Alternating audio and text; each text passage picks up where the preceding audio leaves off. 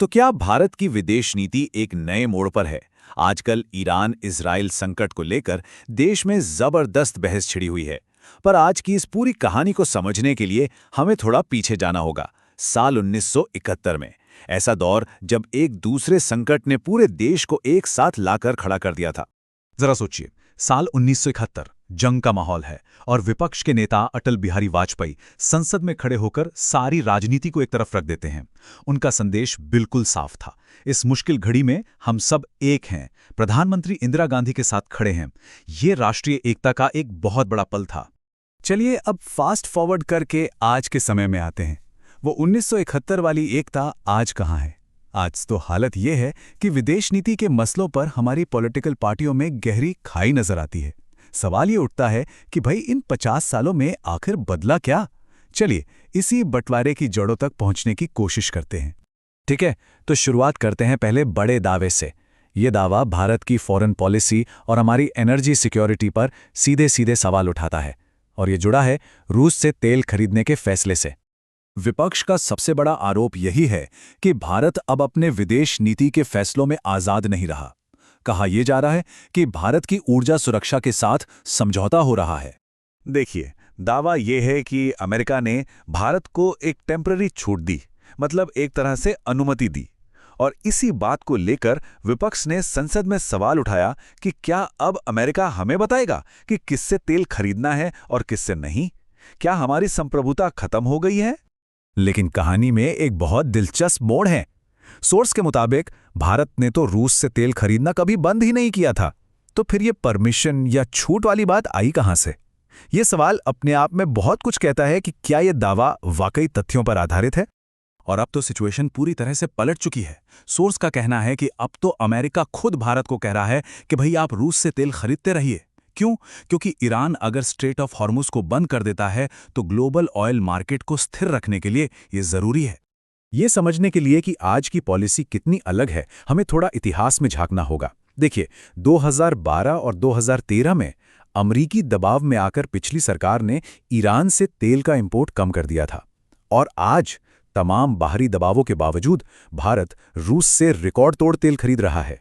अब आते हैं दूसरे दावे पर और देखते हैं कि ये मामला क्या है। ये दावा हिंद महासागर में हुई एक खास घटना से जुड़ा है। आलोचना इस बात पर हो रही है कि भारत अपने एक नौसैनिक पार्टनर, जिसने कुछ ही दिन पहले हमारे ही तटों पर एक ड्रिल में हिस्सा लिया था, उसकी रक्षा करने में नाकाम रहा। यहां तक कहा गया कि इस मुद्दे पर प्रधानमंत्री की चुप्पी ने भारत को शर्मिंदा किया है। मतलब आरोप काफी गंभीर हैं। पर जब हम तथ्यों पर नजर डालते हैं तो तस्वीर कुछ और ही निकल कर आती है।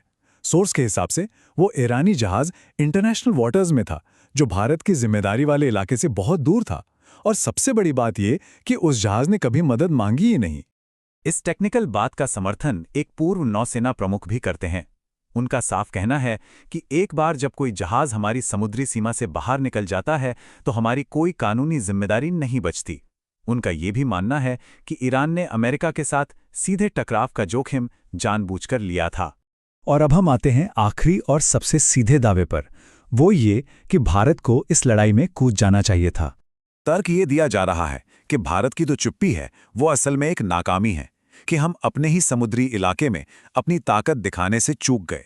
एक नारा दिया गया कि Indian ocean is India's ocean, और हमें इसमें एक्शन लेना चाहिए था। यहां पर सोर्स एक विरोधाभास की तरफ इशारा करता है। एक तरफ तो मांग हो रही है कि मिलिट्री पावर दिखाओ, और दूसरी तरफ ग्रैंड निकोबार में एक बेहद जरूरी नेवल पोर्ट बनाने का विरोध भी किया जा रहा है। एक ऐसा पोर्ट जो इसी काम के लिए डिजाइन किया गया है। तो सवाल ये उठता है कि अगर भारत सीधा एक्शन नहीं ले रहा तो फिर उसकी स्ट्रैटेजी क्या है?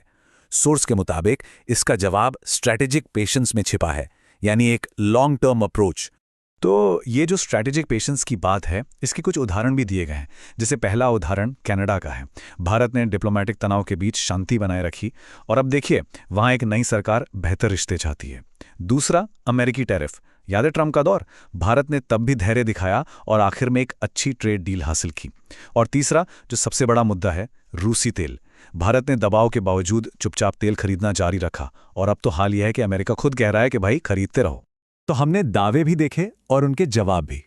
ये पूरी बातचीत हमें एक बहुत बड़े सवाल पर वापस ले आती है किसी भी वैश्विक संकट के समय में राजनीतिक मतभेद और देश हित के बीच की वो बारीक रेखा आखिर कहाँ खींची जानी चाहिए? 1971 की उस एकता से लेकर आज के इस बंटवारे तक का ये सफर हमें इसी सवाल पर सोचने को मजबूर करता है।